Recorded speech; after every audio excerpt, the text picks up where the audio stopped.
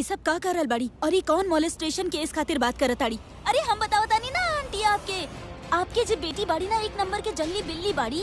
एकरा बस लोगन के नो चलावेला, काटत रहेली लोगन के। ई हमनी के करण सर पर झूठा मोलेस्टेशन के चार्ज लगेली, करण सर के फंसाइले बाड़ी। माननी कि हम क्रिमिनल बानी, लेकिन हमने के दुनिया में भी बेईमानी हराम है। माननी कि हम बहुत बुरा बानी, लेकिन एजा कई लोग हमरा से भी बुरा बा लोग। इतना बुरा कि बुराई भी वो लोग के देख के ना शर्मा जाओ। इतना बुरा कि कांड करके भी बाहर ऐश करे लो, और वो लोग के बदला कौन और बेगुनाह जेल में सड़ो। ऐसा बुरा इंसान के बाहर ना जेल के अंदर होके जाए। खून तो हम कर ले रहनी, और सबके पता बगे के वो सुपारी दे ले रहा, पर वो सुपारी आप ना दे ले रहनी। ए बिल्ला, हमार मतलब बिल्ला भाई, हम ना आपके ये रक्षाबंधन पे 100 राखी बांध दे, लेकिन प्लीज अभी जे आप बोलने बाड़ा ना कि आप वो रिपीट कर सकेला, काहे कि हमके रिकॉर्ड करे के बा। वो पुलिस ना वो सबूत मांगेला एक खातिर। प्लीज एक बार बोल दा ना। देखिए, रिकॉर्ड करे के कोनो जरूरत ना है, हम सब सुन ले हैं। अगर ऋषभ जी ना कहले रहे ऋत्विक को मरवावे खातिर तक के कहले रहे, बता दो प्लीज। हाँ बिल्ला बोला, के मर्डर करो एलेबा के हो? एक शर्त पर बता दे, ओकरा के पकड़ जरूर लिया।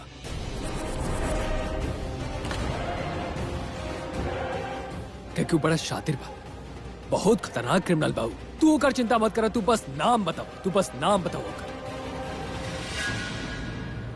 हमरा से जौनी कांड करो ले बाना, ऊ अंदर से कुछ और बा और बाहर से कुछ और। सबका सामने, लेकिन क्योंकि देखेला ना, लेकिन ऊ सब के देखेला।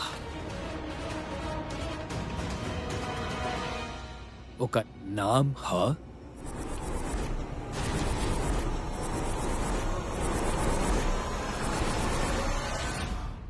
एकर दिहे काम है, गुंडागर्दी करल और बड़बड़ करेगे। अरे क्रिमिनल है, आप लोग एकर बात पर विश्वास न करी। आज कुछ और बोली, कल कुछ और बोली।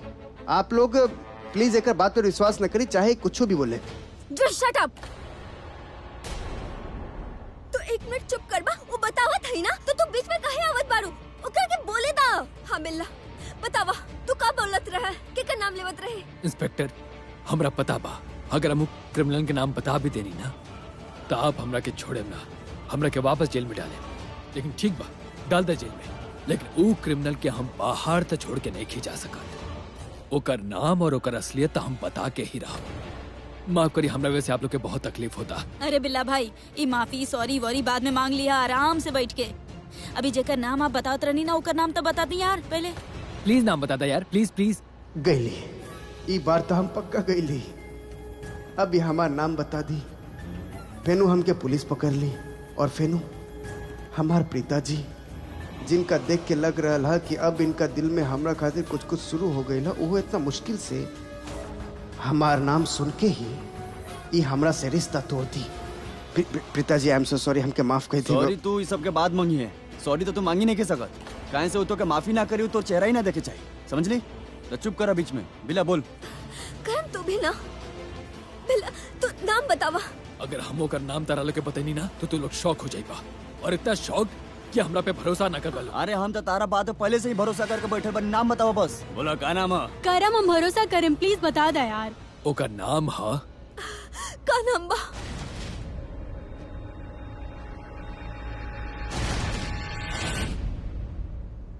ई मोनिशा।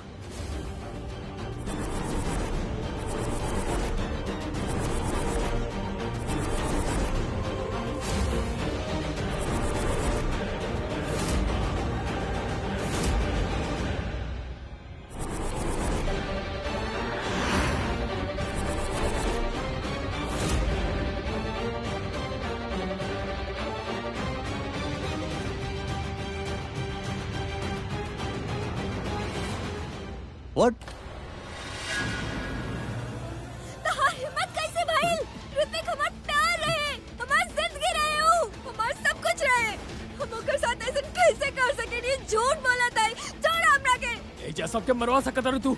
बहुत ऊंचा चीज बाड़ू तू, बहुत ऊंचा चीज। ई ये हमरा के सुपारी देले रहली ऋत्विक के मारे खाते। बोली कि ऋत्विक बहुत गलत करा था। ई वो करे के चाहता जॉन ई नहीं की चाहत।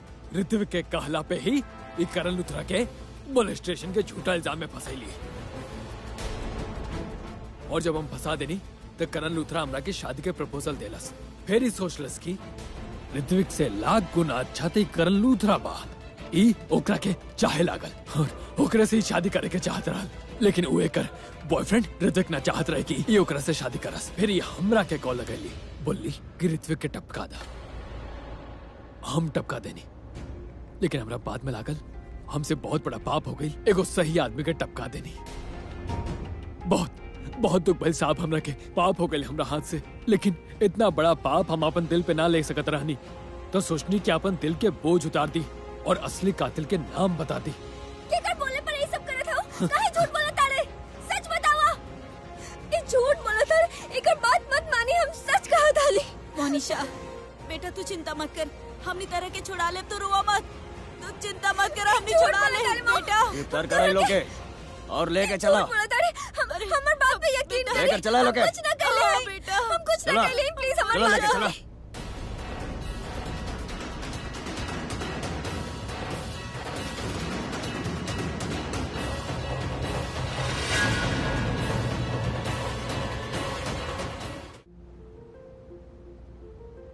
Preeta thank you so much बेटा, तो हमार करण खातिर इतना कुछ कैला। थैंक यू वेरी मच। प्रीता जी, वो जो हेरिटेज होटल के सीसीटीवी फुटेज बा वो आप सबके दिखा दी।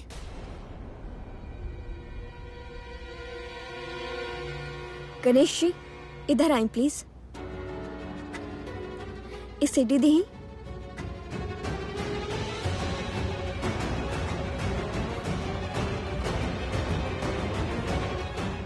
हम वो प्लेयर मंगाओ दी। ऋषभ जी एकरा में तो माँ शारदा के भजन हा।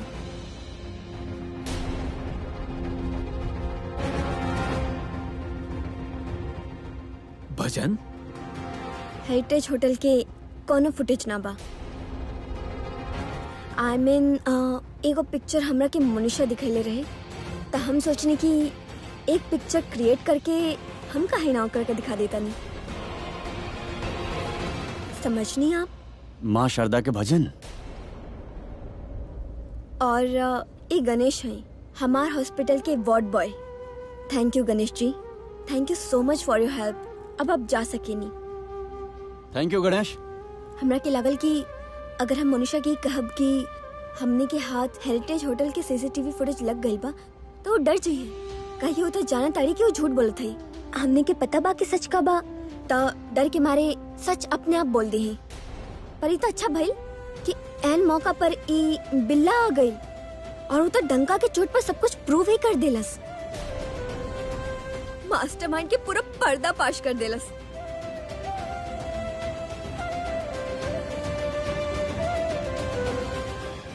करण हम तोरा के कहले रहली ना, तहार शादी तो हम ना हुए देव।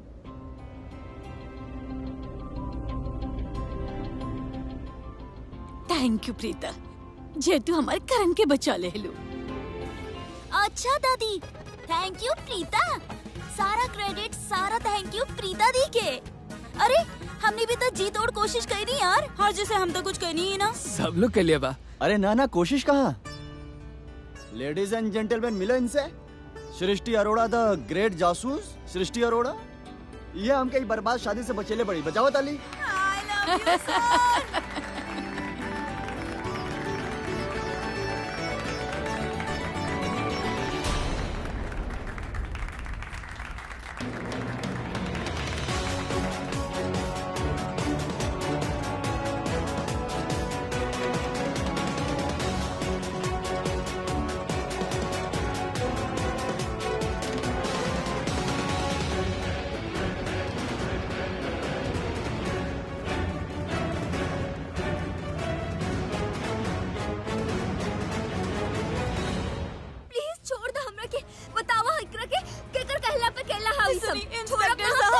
सर हम अपन बेटी के अच्छा से जाने नहीं हुआ, ऐसा कुछ ना कहले बाड़ी।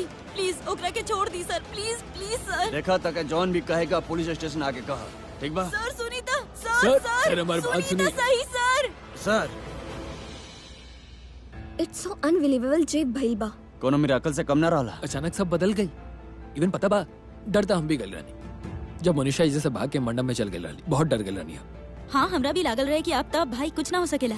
और ये बिल्ला आयल त हमरा के लगल कि ऋषभ जी आपके खातिर आइल बा। हम तो डर ही गई नी। हमरा के लगल कि कहीं ऋषभ जी के नुकसान ना पहुंचा दी, काहे कि कोर्ट में तो ऋषभ जी के खिलाफ गवाही देले रहे ना वो। तब फिर ओकर के केहू पैसा दे देले होई यहाँ के ये सब करे खातिर। हाँ लेकिन जोन भी भइल अच्छा भइल। असली गुनेगार तो पकड़ल गइल ना। कितना परेशान कैली हूँ हमारे ऋषभ भैया के, कितना परेशान रहत रहे भैया। एक मिनट गाइस, हमके लगता है बिल्ला ने सच ना बोल रसिया। I mean, हमके लगा तो अपने बात से पलट गई। जौन कहे चाहत रहे उ ना बोल रस। एग्जैक्टली माय पॉइंट। एग्जैक्टली जॉन करण कहा था ना वो हमरा लागेला।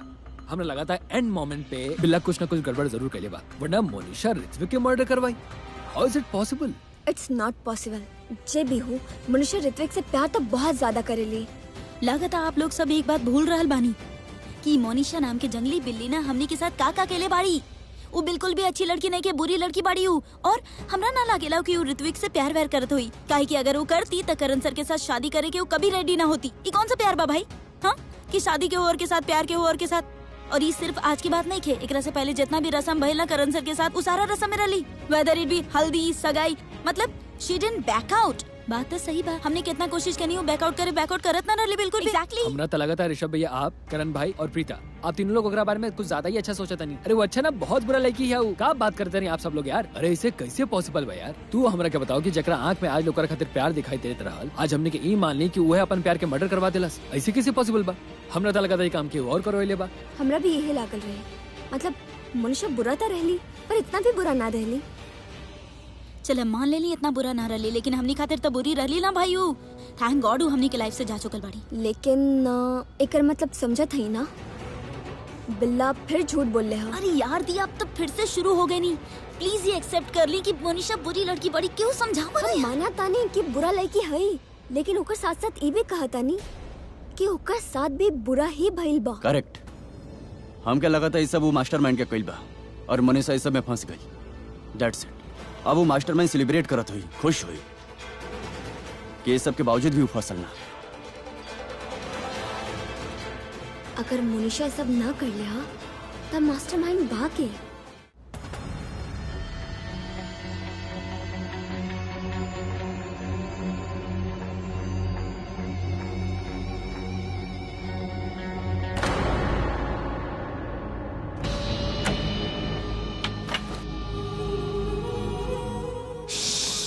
सबसे पहले तू हमारे सवाल का जवाब दा। Who is the most luckiest person in the world? What? It's me. Preeti Malhotra is the luckiest person in the world. देखा हम एक बार फिर से बच गए नहीं, एक बार फिर से जीत गया हमारे दुश्मन, एक बार फिर से हार गए। ना तो हमारी बात सुना। हमके लागल रहे कि वो जो बिल्ला है ना वो हमारे धज्जी उड़ावे आल रहे लुथरा हाउस में, लेकिन हम ओकरा उड़ा देली। अरे नहीं, तू हमारी बात सुना बेबी। वो जो लालची लोनी मोनिशा ना वो बहुत उछलत रहे, अपना आपके बहुत होशियार समझत रहे, प्रीति मल्होत्रा के ऑर्डर देते रहे। मिनेरिकल हो गई, चमत्कार हो गई। चुप, एकदम चुप। तो के का लागेला? गॉड बच्चे उलस तो के? हां मिरेकल चाइल्ड बाड़ा, गॉड्स ब्लेस्ड चाइल्ड बाड़ा। अरे पागल हो गेल बाड़ा तू। हमार वजह से बचल बाड़ा तू। बिल्ला के तो से प्यार व्यार ना भइल बा। जे तू ओकर हालत कैले बाड़ा ना, ओकरा बातो तोरा के छोड़े खातिर रेडी ही ना रहल। आज मोनिशा और बिल्ला के साथ तू जेल में सड़त, हमार वजह से तू खड़ा बाड़ा यहाँ पे बात करेला। अरे ऐसे क्या करो? यकीन हो रहा हमके। यकीन करा ये कि तू हमके बचेलो। ऑफ कोर्स बेबी तू पर कैसे? कॉल कैले रहनी हम तो हर फोन वो बिल्ला आंसर कैलस, तो हम समझ गई कि लूथरा हाउस में कोनो न कोनो गड़बड़ चल रहा बा। तो हमेशा की तरह हम तोरा मदद करे आ गई नी। और जैसे हम लूथरा हाउस में एंटर कई नी, हमके तो कहीं नजर नहीं आइलस। हम तो के ढूंढे ही जात रही, तब वो करीना आंटी शेलिन ओकरा बाजू में जाके हमके खड़ा होके लागल। बट जैसे हमके मौका मिलल ना, हम तो के ढूंढे खातिर निकल गई नी। और हम कॉरिडोर क्रॉस करत रहनी, तब हमके कमरा में से नाक की आवाज आई। जैसे हम कमरा में गई नी, पृथ्वी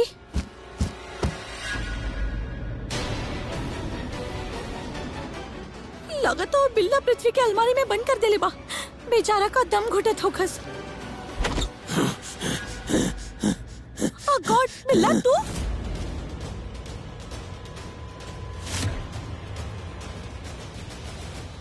हाँ हम बहुत नाच नचा ले न तारू राउडी बॉयफ्रेंड हमरा के।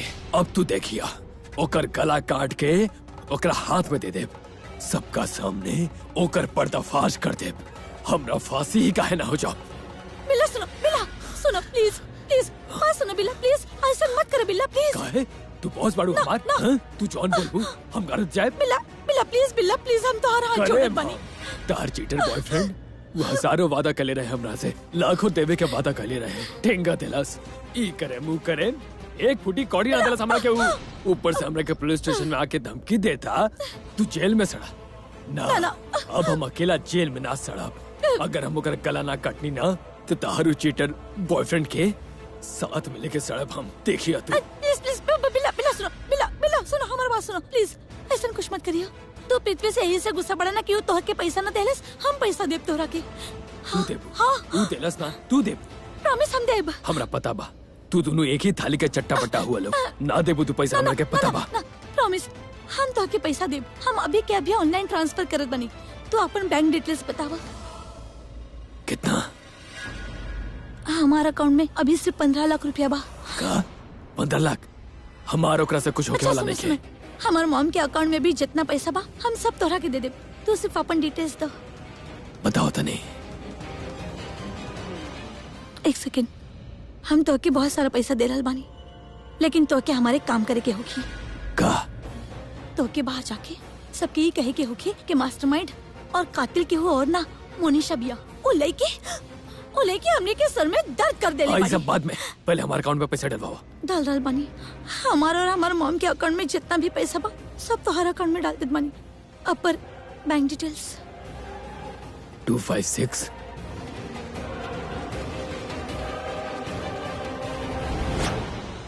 सारा। हाँ सारा के सारा और मॉम के भी सारा पैसा दे देनी।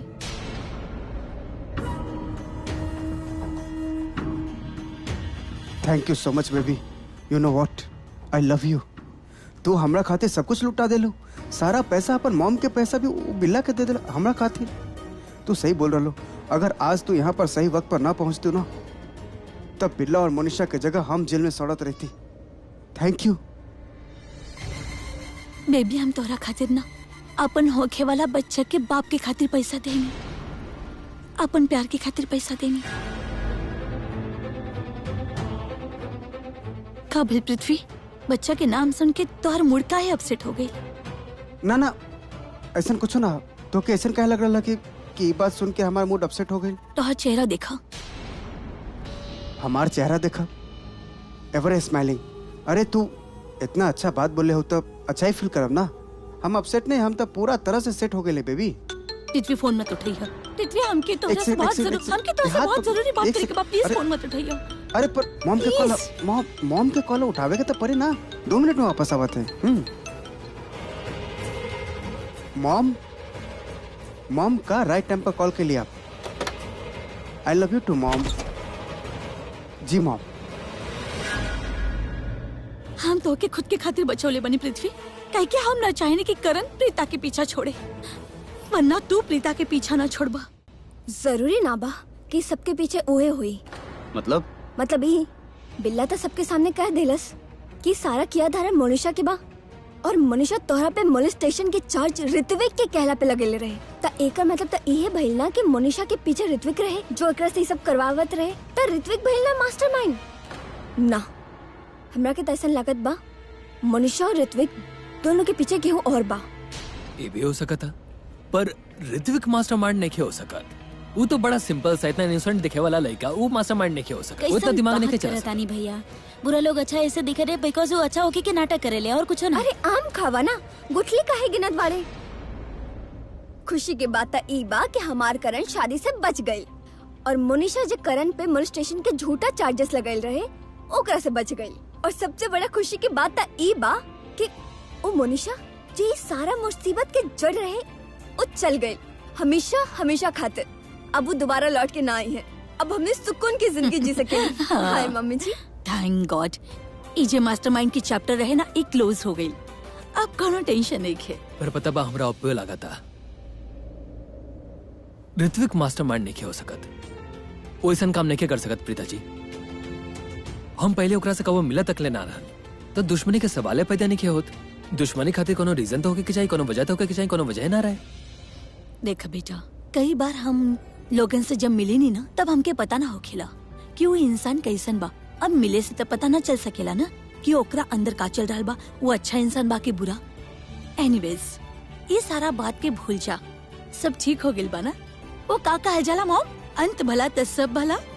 लेकिन करीना दी, हाँ? अंत भला भइल कहाँ? इतना टाइम से हमने के घर में सारा नकली फंक्शन ही होवत रहे। अब देखा ना, करण और मोनिशा की नकली रोका, नकली संगीत, नकली शादी, नकली खुशी, नकली हल्दी वगैरह वगैरह, सब कुछ नकली। बहुत हो गई। अब तो हमरा के असली वाले फंक्शन चाहिए, वो असली वाला खुशी। हाँ बाबा, हमके भी हर चीज असली चाहिए, असली शादी,